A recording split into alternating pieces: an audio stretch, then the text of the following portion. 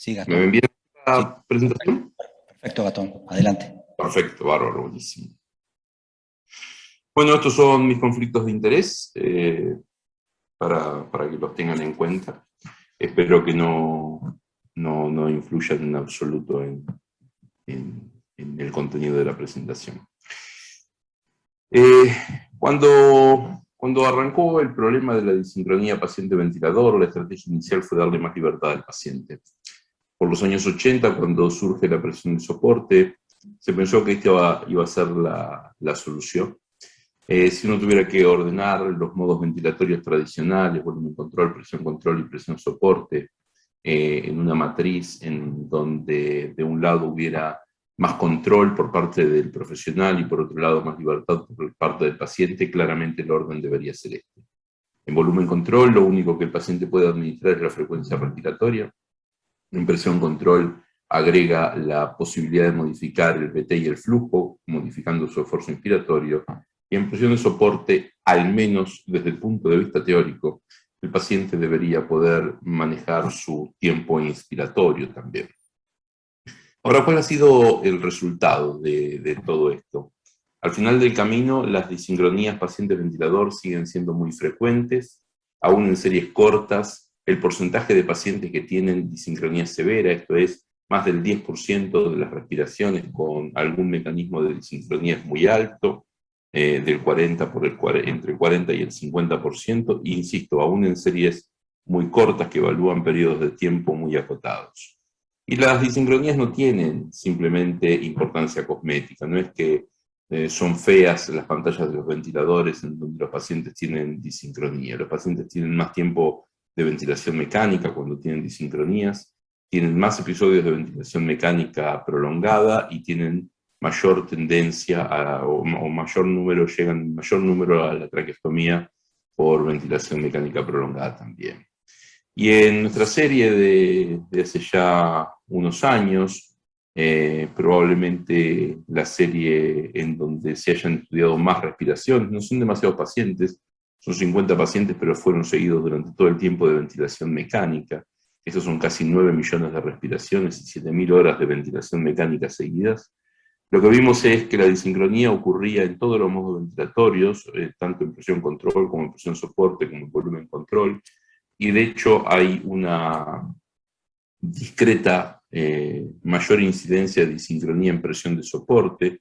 Esto parece contraintuitivo, pero recuerden que es un estudio observacional y es probable que los pacientes con más disincronía hayan sido puestos en presión de soporte con más frecuencia, que ocurren durante todo el periodo de ventilación mecánica, desde la intubación hasta la extubación de los pacientes, que ocurren en todos los turnos de enfermería, en todos los turnos de la asistencia, tanto en la mañana como en la tarde como en la noche, y de hecho son más frecuentes contra lo que nosotros pensábamos en la mañana que en la noche, por ejemplo, y que además de todo esto se asocian con mayor mortalidad, tanto mortalidad en la unidad de terapia intensiva como mortalidad hospitalaria. Nuevamente, esto es un estudio observacional.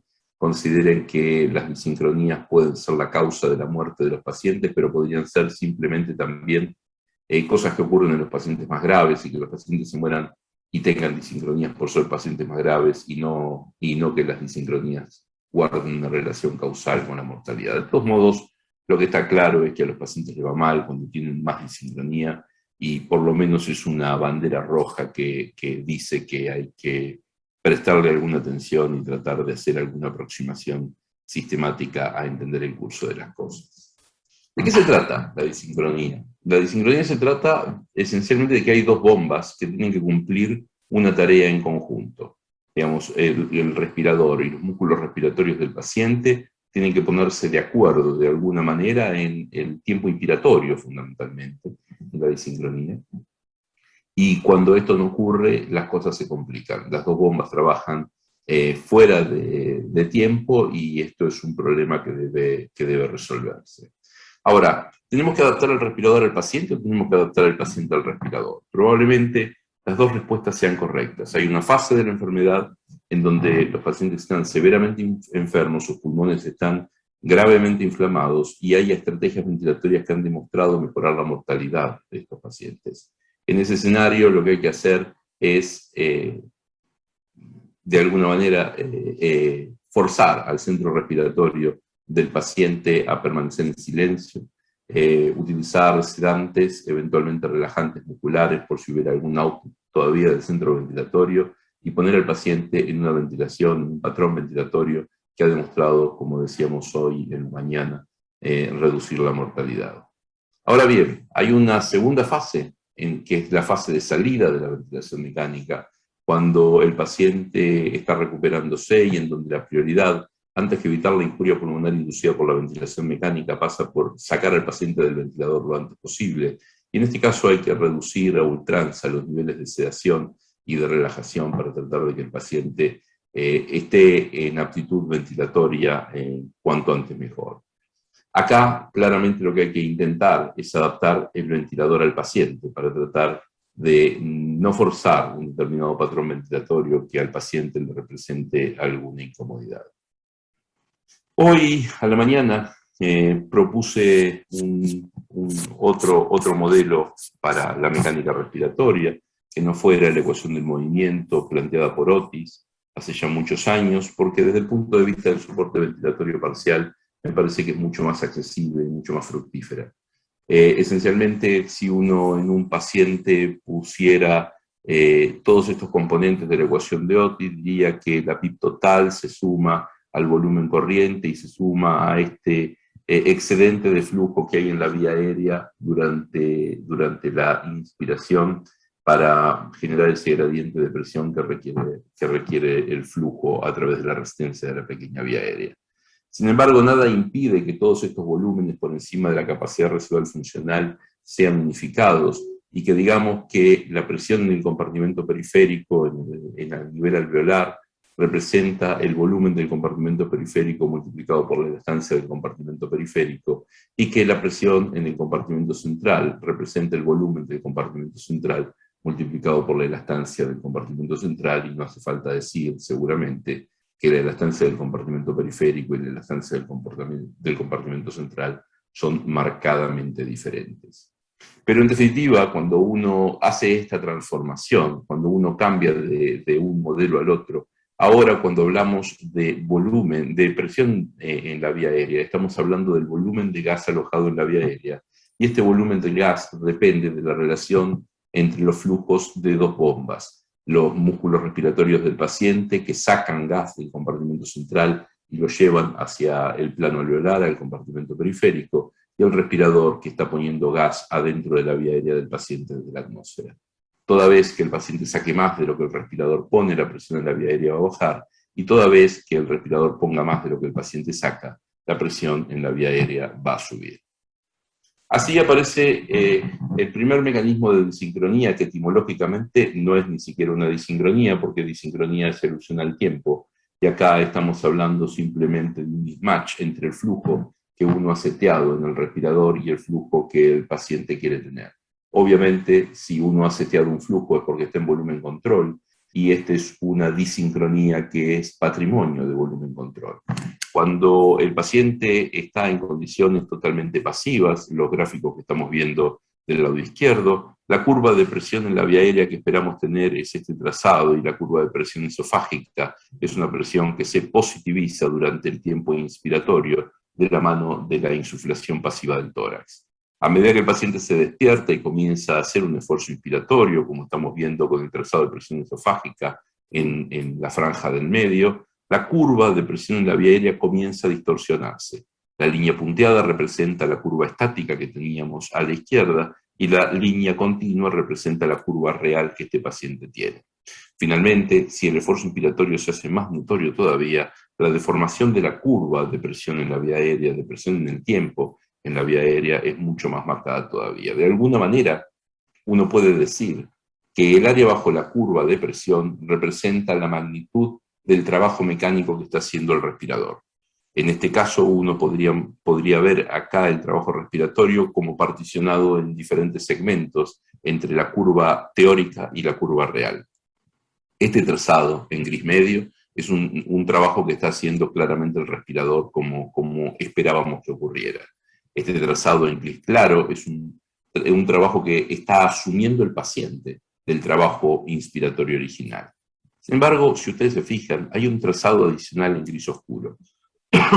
Este trazado adicional, que está grisado más fuerte, en realidad no estaba al principio. Uno está acostumbrado a pensar que la desvinculación de la ventilación mecánica representa el traslado progresivo del trabajo respiratorio que había originalmente y que estaba haciendo originalmente la máquina al paciente. Esto puede no necesariamente ser así en un sistema valvulado.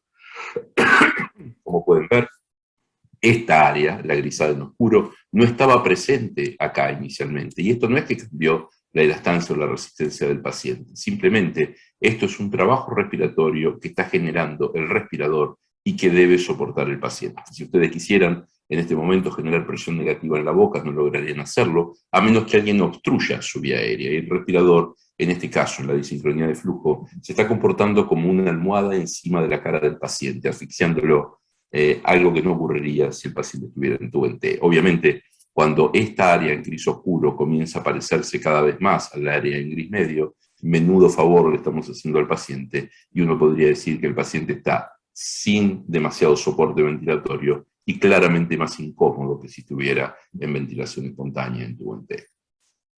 Ahora, aparece también la verdadera disincronía, que es lo que llamamos disincronía de fase. Desde que nacemos hasta que nos morimos estamos en tiempo inspiratorio o en tiempo expiratorio. Desde que se prende hasta que se apaga, un respirador está en tiempo inspiratorio o está en tiempo expiratorio. La clave de la disincronía de fase es la no coincidencia de los comienzos o de los finales de los tiempos inspiratorios del paciente y de la máquina. Cuando no coinciden los comienzos de los tiempos inspiratorios, hablamos de disincronía inicial, y cuando no coinciden los finales de los tiempos inspiratorios, hablamos de disincronía terminal. Así quedan definidos 4 escenarios: 2 de disincronía inicial y 2 de disincronía terminal. El paciente puede terminar antes o puede terminar después que la máquina, el paciente puede comenzar antes o puede comenzar después que la máquina, y estas 4 categorías determinan la existencia de todos los mecanismos de disincronía de fase que conocemos. ¿Qué pasa cuando el paciente termina antes que la máquina? Nosotros respiramos en una cuasi sinusoide. Nosotros no tenemos pausa inspiratoria. Cuando termina nuestra inspiración, esperamos que comience nuestra expiración y que esto ocurra de una manera absolutamente natural. Si cuando el paciente termina su inspiración, la máquina todavía no ha terminado el tiempo inspiratorio, el paciente intenta expirar contra una vía aérea que está presurizada. Obviamente, ¿qué hace el paciente? ¿Qué es lo que puede hacer el paciente para lograr exhalar en esas condiciones? Tiene que hacer que la presión en el compartimento periférico supere la presión en el compartimento central para redirigir el flujo de gas. ¿Cómo hace esto? Activa sus músculos expiratorios. Este trazado, publicado hace ya muchos años y que figura incluso en la primera edición del libro de Tobin, muestra cómo se activan los músculos expiratorios. Este es un electromiograma de los músculos abdominales en medio de la inspiración de la máquina, y esto produce este pico teleinspiratorio que claramente en un modo controlado por presión, como presión soporte, en este caso, no debería ocurrir. ¿Qué pasa cuando el paciente termina después que la máquina? Digamos? El paciente sigue inspirando cuando la máquina ha cerrado la válvula inspiratoria. Bueno, lo que ocurre es que el paciente puede tener hasta 2 niveles de complejidad, es el asunto, digamos. Si ese esfuerzo inspiratorio es lo suficientemente importante como para que en el momento en que se cierra la válvula inspiratoria y el paciente sigue inspirando, las presiones vuelvan a caer al punto de disparar nuevamente el respirador, lo que va a ocurrir es un fenómeno de doble disparo. Ahora, puede ser que ese esfuerzo inspiratorio no sea tan intenso y que no logre a esta altura del partido y con tanta autopip como hay al comienzo de la expiración, disparar la máquina. Lo que sí casi invariablemente va a hacer el paciente es amputar el pico de flujo expiratorio. Este pico de flujo depende de la relajación de los músculos inspiratorios, que hacen que el retroceso elástico del sistema respiratorio aumente la presión alveolar. Como en ese momento el gradiente de presión entre el alvéolo y la vía aérea es máximo, hay un pico de flujo expiratorio, digamos, motivado por ese gradiente de presión. Ahora, si los músculos inspiratorios del paciente permanecen activos, esa relajación no ocurre, ese incremento de las presiones generado por el retroceso elástico del sistema respiratorio no ocurre y el pico de flujo expiratorio se amputa.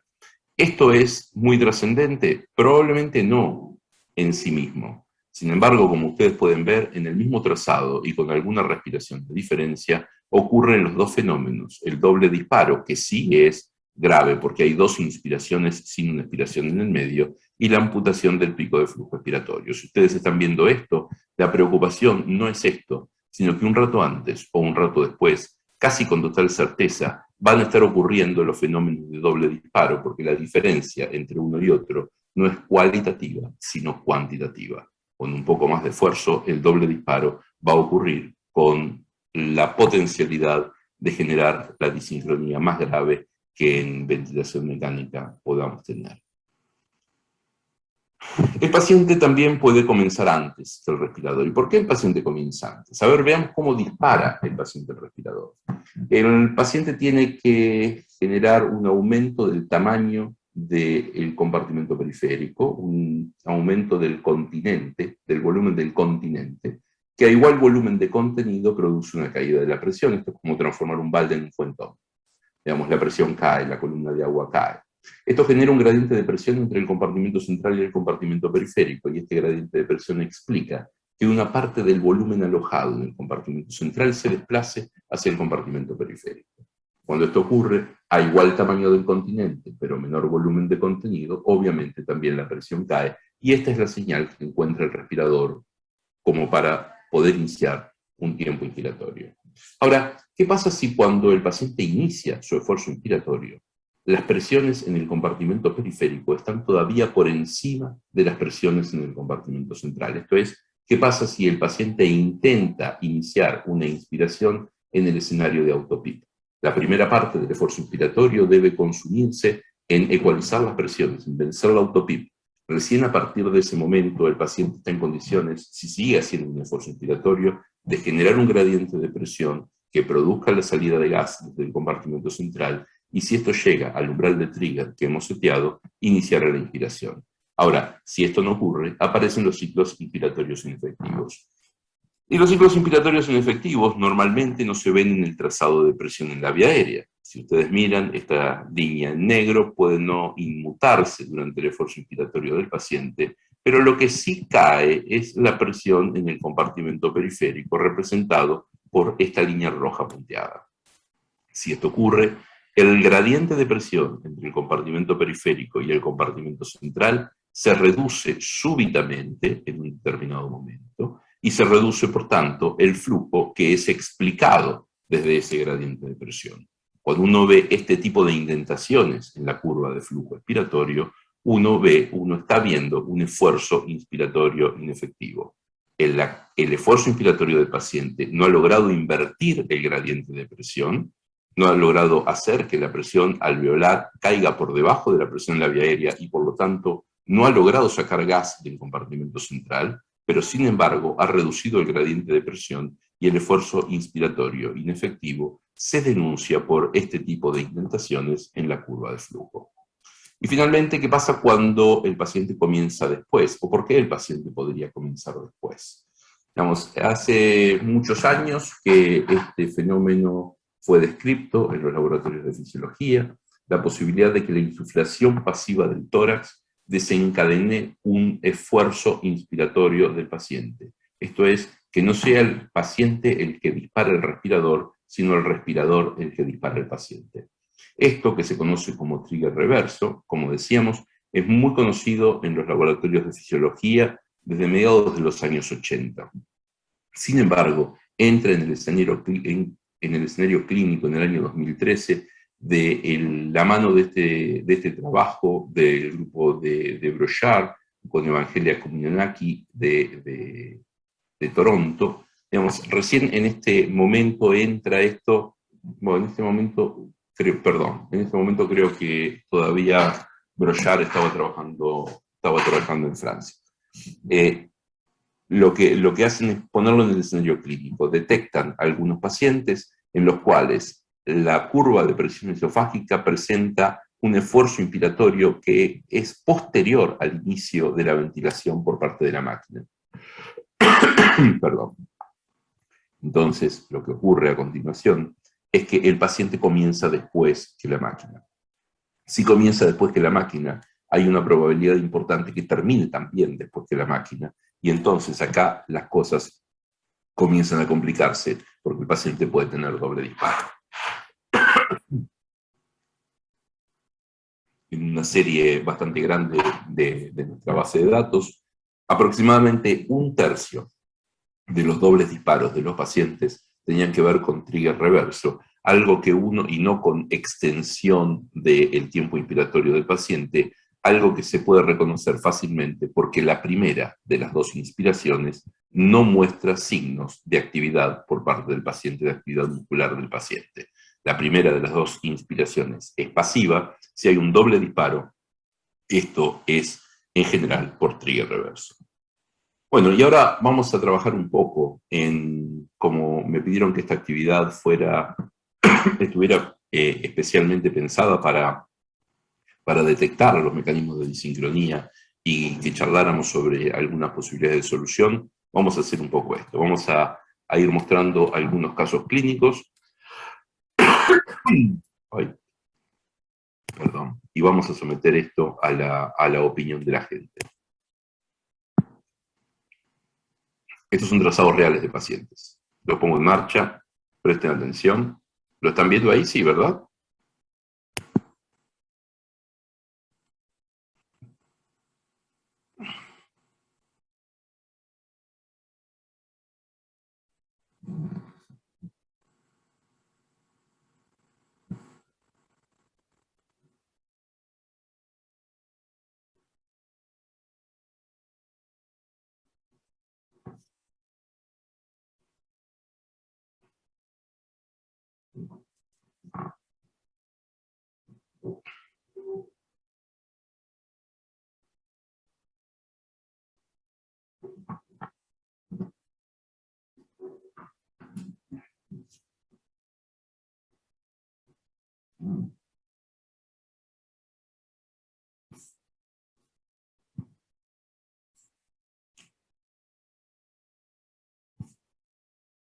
Muy bien. Tienen la aplicación. Los que tengan la aplicación se pueden conectar a esta aula que se llama Gastón Murias, todo junto. Y vamos a ir respondiendo o votando sobre qué nos parece que está ocurriendo. Esperamos un poquito que la gente se conecte. Tengo unas 20 conexiones ahora. No sé cuánta gente hay ahí en la sala.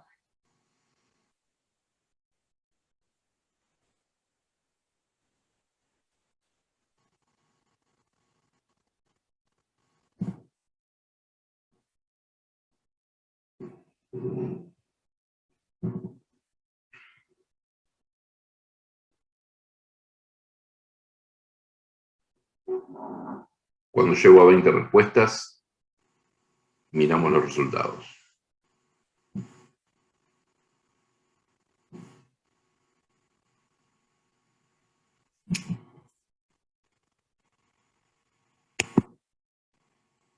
Bueno, 67% de la gente contestó que esto era doble disparo. Hubo un 7% que vieron disincronía de flujo. Hay un 23% que vio trigger reverso. Vamos a ver un poquitito de qué se trata. Vamos a los casos clínicos. Este es un extracto, este es un segmento significativo de ese trazado que vieron, de esa película que vieron. Cuando uno se para delante de un respirador e intenta entender la disincronía, de lejos lo primero que tiene que hacer es entender en qué modo ventilatorio está el paciente.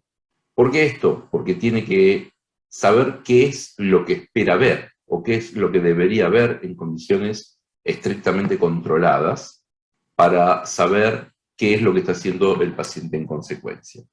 Miramos este trazado. ¿Qué es lo que hubiéramos estado esperando ver?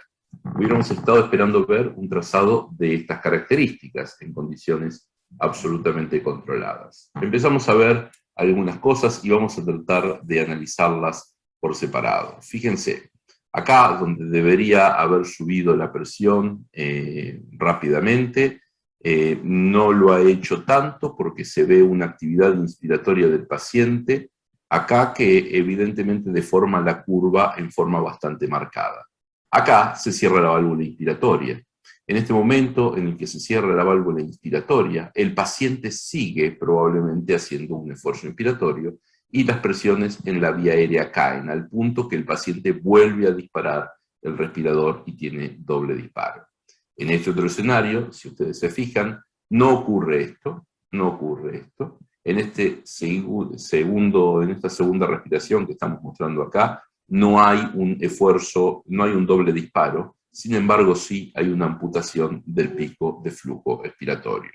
La otra cosa que se puede ver es que en lugar de tener este perfil de curva de flujo expiratorio, que es la que esperamos encontrar, este seguramente es un paciente obstructivo con un patrón bi-exponencial característico, en donde la segunda parte de la expiración prácticamente se comporta de manera plana y el paciente comienza su esfuerzo inspiratorio en el escenario de bastante autopip. Fíjense que el flujo expiratorio no ha llegado a cero y acá técnicamente comienza el esfuerzo inspiratorio del paciente. Así que entonces, aunque no tengamos una presión esofágica, aunque no la estemos viendo a la presión esofágica, nosotros podríamos dibujarla a la presión esofágica. Nosotros podríamos dibujar la curva de presión esofágica que este paciente tiene que tener para explicar la diferencia entre lo que debería ocurrir y lo que realmente ocurre. Si nosotros hacemos este ejercicio, es muy fácil entender los mecanismos de desincronía. ¿Está bien?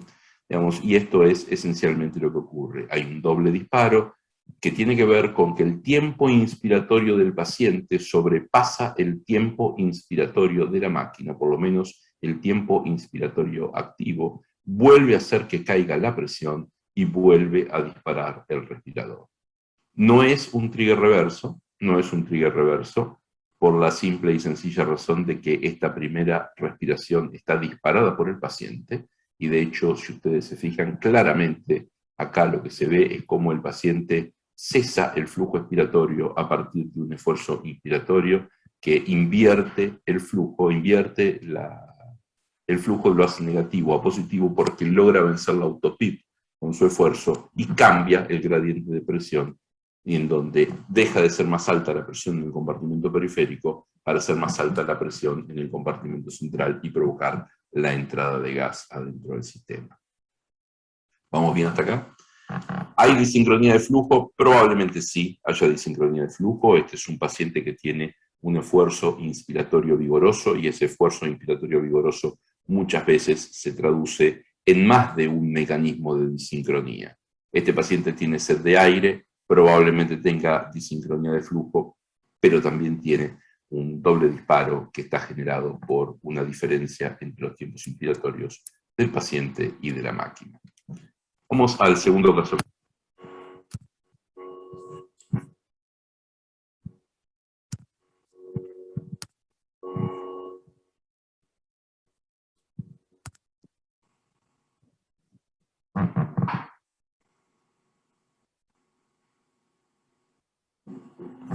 Y saco la curva de volumen.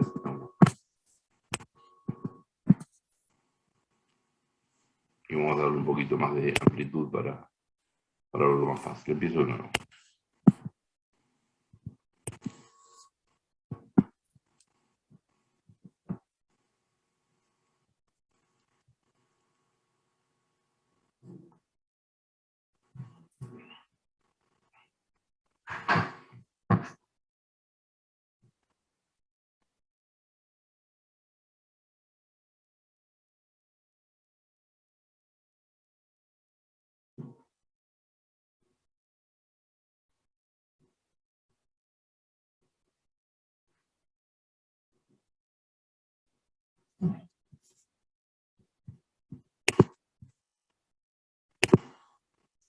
¿Cuál es el problema aquí?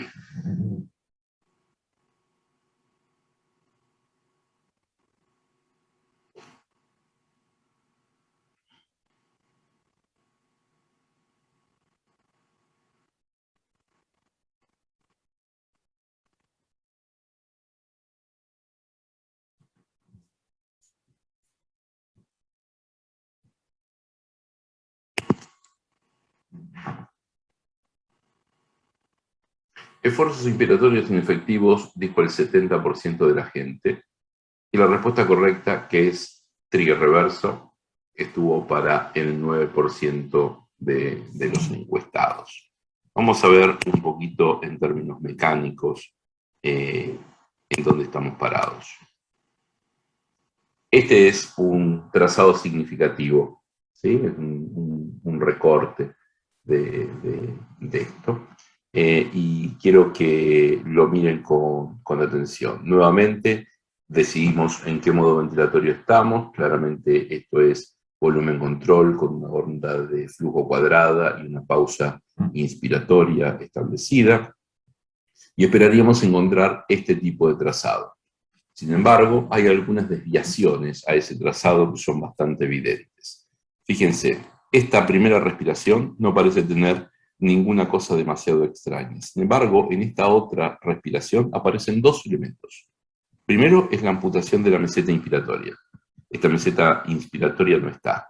Y segundo es la amputación del pico de flujo expiratorio. Estas dos cosas hacen pensar que la curva de presión esofágica que este paciente tuvo fue esta.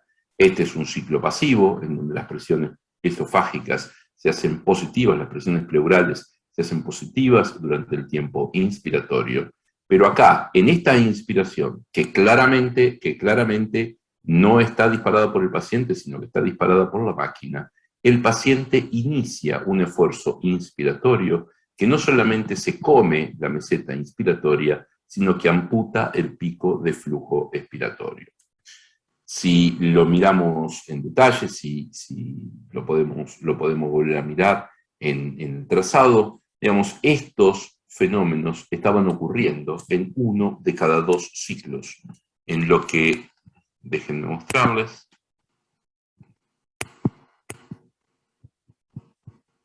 en este ciclo no ocurre, en este ciclo ocurre, en este ciclo no ocurre, en este ciclo ocurre. ¿Sí? Entonces, no, sí, no, no, no, no, sí. Acá claramente, fíjense cómo se come la meseta. Probablemente acá también. Esta meseta está mucho más baja, aunque no la haya deformado, pero fíjense, acá se hace tal vez un poco más regular. Acá ocurre el fenómeno, acá no ocurre el fenómeno. Acá ocurre el fenómeno, acá no ocurre el fenómeno. ¿Sí? Digamos, esto es probablemente un caso de entrainment en donde hay una sincronía y un determinado patrón. En este caso es un 2-1. 2-1 con toda la inestabilidad que tiene cualquier patrón que no sea 1-1, en donde por momentos se pierde esa regularidad y por momentos la regularidad se recupera. Pero esencialmente esto es trigger reverso y esto tiene que ver con un fenómeno que, si ustedes se ponen a mirar ahora, van a encontrar casi todos los días en los pacientes ventilados, que durante la pandemia estuvo en cualquier cantidad de pacientes profundamente sedados y que representó tal vez uno de los principales mecanismos de desincronía durante toda la pandemia.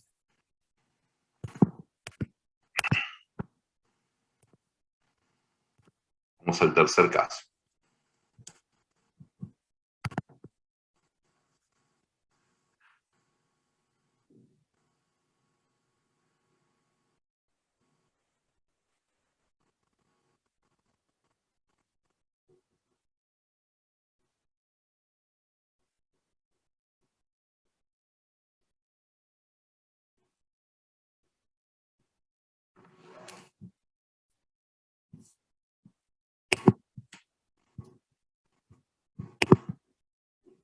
¿Cuál es el problema?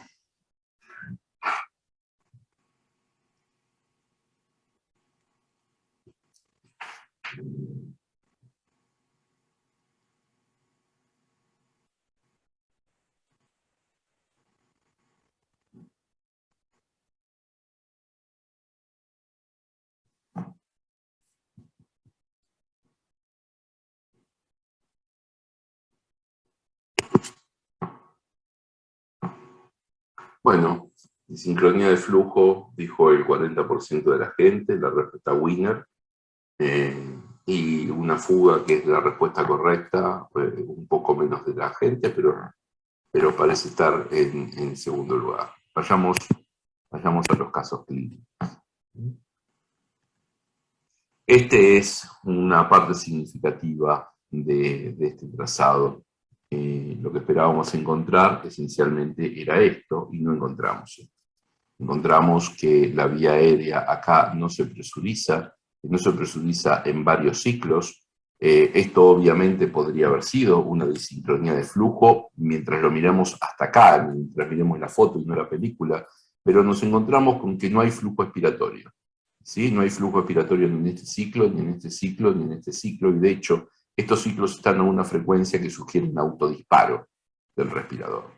Este es un paciente que tiene una fuga en la vía aérea. De hecho, este era un paciente que probablemente estuviera intubado en la glotis o muy cerca. Tengo registros de un ratito más tarde en donde el paciente se autoextuba. Digamos, es probable que este paciente tuviera el tubo al borde y estuviera con movimientos de la cabeza autointubándose y autoextubándose hasta que se termina autoextubando y debió ser reintubado. Es un paciente en España. Así que fíjense que cuando uno detecta esto, la no presurización de la vía aérea, puede ser porque no esté entrando volumen de gas, puede ser porque el paciente esté llevándose el gas hacia el compartimento periférico, o puede ser porque hay una fuga. En este caso, con la cuestión del caso clínico que conozco y que se las puedo contar, y con la ausencia de flujo expiratorio en varios ciclos consecutivos, uno sabe que el paciente estaba al borde de la extubación y, como les decía, eventualmente después se terminó extubando.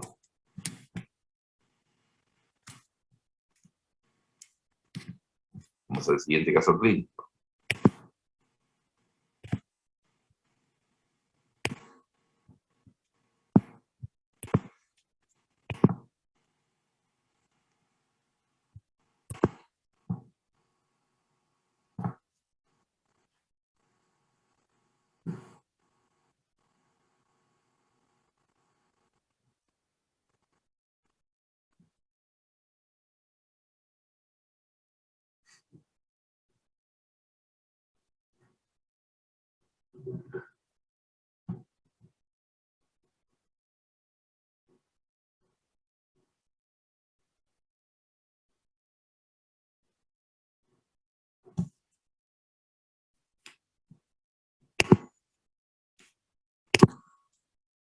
¿Cuál es el problema?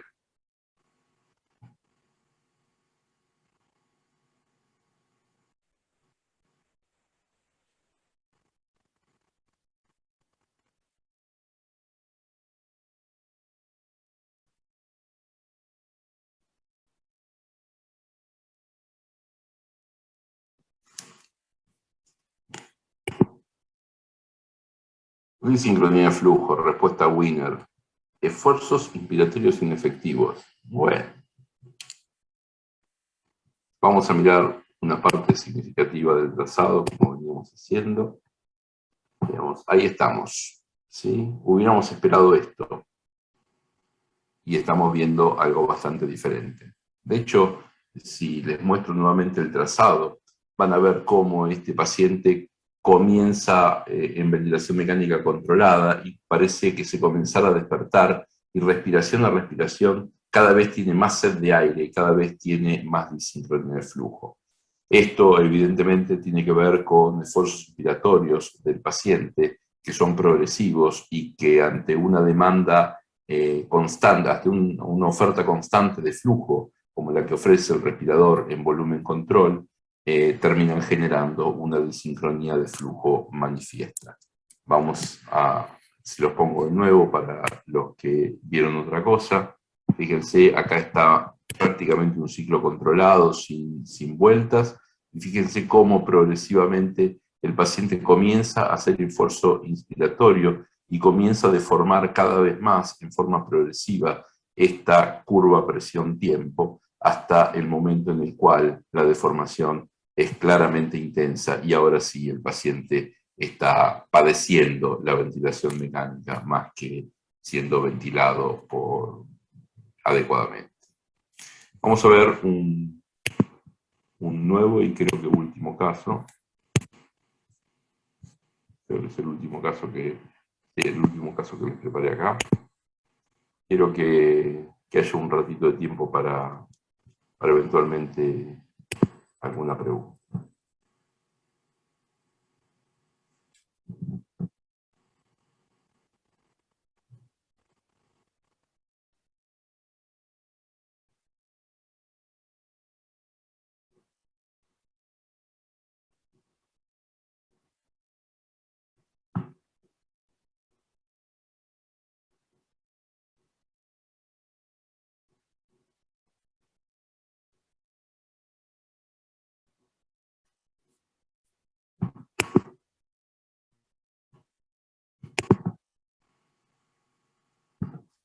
¿Cuál es el problema?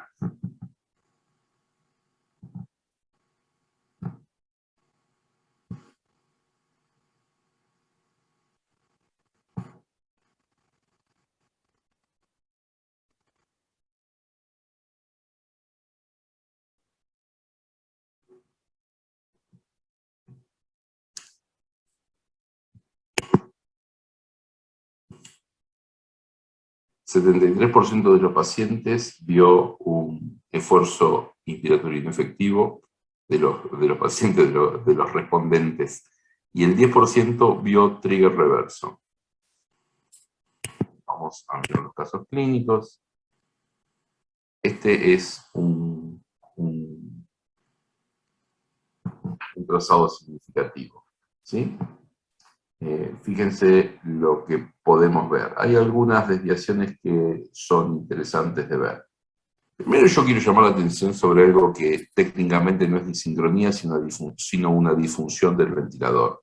Fíjense la caída de la presión en la vía aérea. Esta es una válvula expiratoria de comportamiento patético, ¿sí? Esta es una válvula expiratoria que no puede no generar autopip, y de hecho, si ustedes se fijan, el flujo expiratorio no llega a cero. Puede ser que haya características del paciente que determinan esto, pero la válvula expiratoria no está haciendo bien su trabajo. La vía aérea se debería depresurizar en forma instantánea prácticamente, porque la válvula expiratoria debería tener muy poca resistencia. Para esto, aumentar el gradiente de presión en forma muy rápida para la exhalación desde el compartimento periférico hacia el compartimento central. Si las presiones en la vía aérea no caen, no se incrementa el gradiente de presión como esperaríamos, y lo que ocurre en consecuencia es que el paciente termina desarrollando autopip. Ahora, tal vez lo más significativo, lo más notorio de este trazado es esto, ¿sí? Es esto que claramente puede verse como un esfuerzo inspiratorio inefectivo. Si yo tuviera que decir, a pesar de que el esfuerzo inspiratorio inefectivo es un diagnóstico probable por varias cosas, ¿sí? También tengo que decir que si tuviera una curva de presión esofágica, digamos, acá está esta curva de presión esofágica, yo sinceramente creo que este paciente tiene trigger reverso. ¿Y por qué digo que tiene trigger reverso? Y voy a decirles por qué sí y por qué no me parece que tiene trigger reverso y cuáles son las dudas que me quedan. En primer lugar, hay un fenómeno que ocurre en pacientes que no están disparando el respirador. No hay un esfuerzo inspiratorio del paciente acá. Este es un ciclo controlado.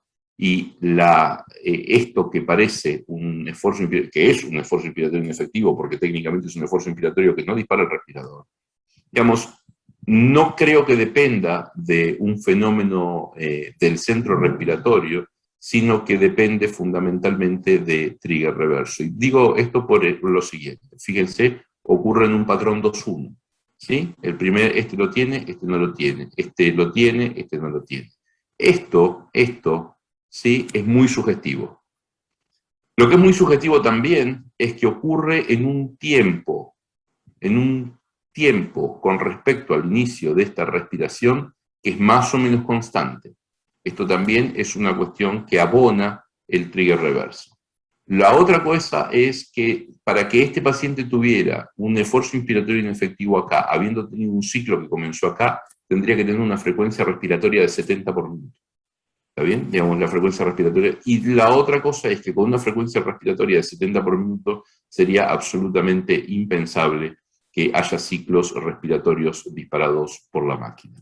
Ahora, si tengo que decirles, yo no puedo garantizar que esto sea trigger reverso, creo que esto es un trigger reverso, y deberíamos eventualmente poder demostrarlo. A favor de que esto sea un esfuerzo inspiratorio inefectivo, es que el paciente claramente tiene autopip, que es el mecanismo responsable del esfuerzo, de los esfuerzos inspiratorios inefectivos invariablemente, y que se resuelve con la reducción del autopip, con ninguna otra cosa.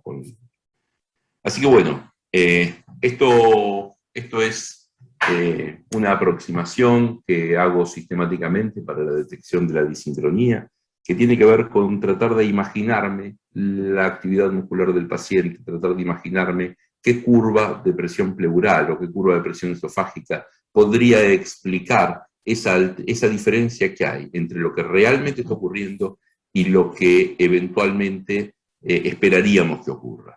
Digamos, si uno logra hacer esa composición, probablemente pueda detectar fácilmente el mecanismo por el cual el paciente tiene disincronía y eventualmente en función de esto corregir.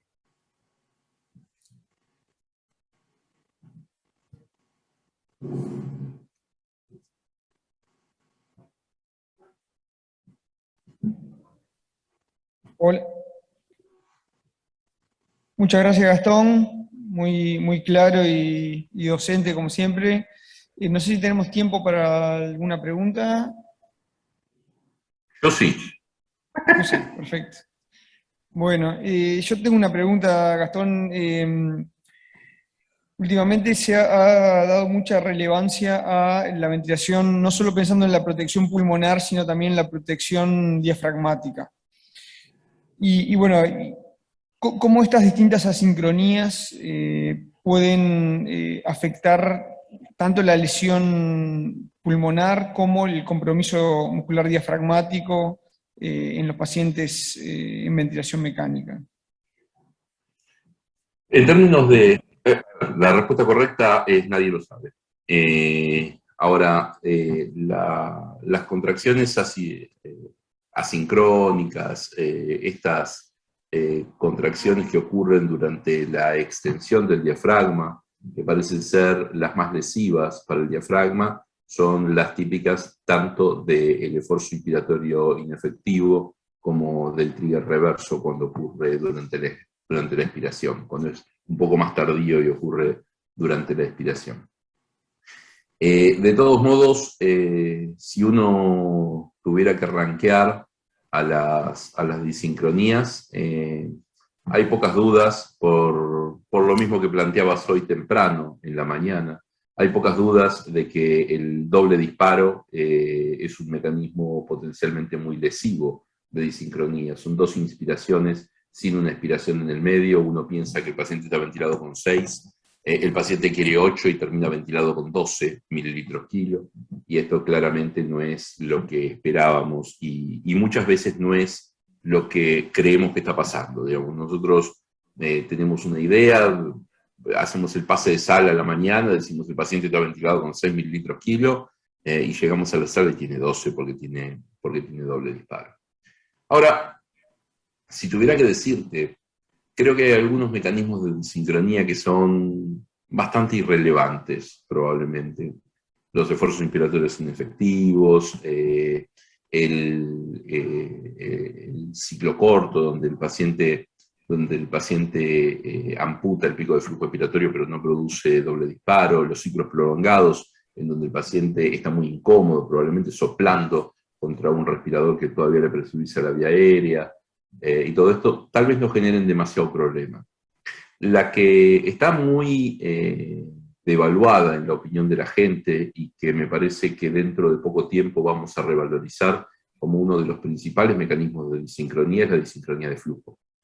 En algunos de los experimentos muy lindos de Yoshida, trabajando con el grupo de Amato, sobre presión pleural y esfuerzo inspiratorio durante la ventilación parcial, lo que se ve es que el pulmón no se comporta como un sol, sino como un gel. Digamos, la generación de presión negativa pleural no es homogénea, no es en todos lados al mismo tiempo. Y si uno mira las tomografías de impedancia eléctrica, lo que uno puede ver es que el aire inicialmente en un paciente que ventila espontáneamente va hacia las regiones dorsales y basales del pulmón por las características de la inserción diafragmática y posteriormente como una suerte de péndulo, que no es otra cosa que una redistribución del gas en función de los cambios en las presiones pleurales, se redistribuye a otras áreas del pulmón.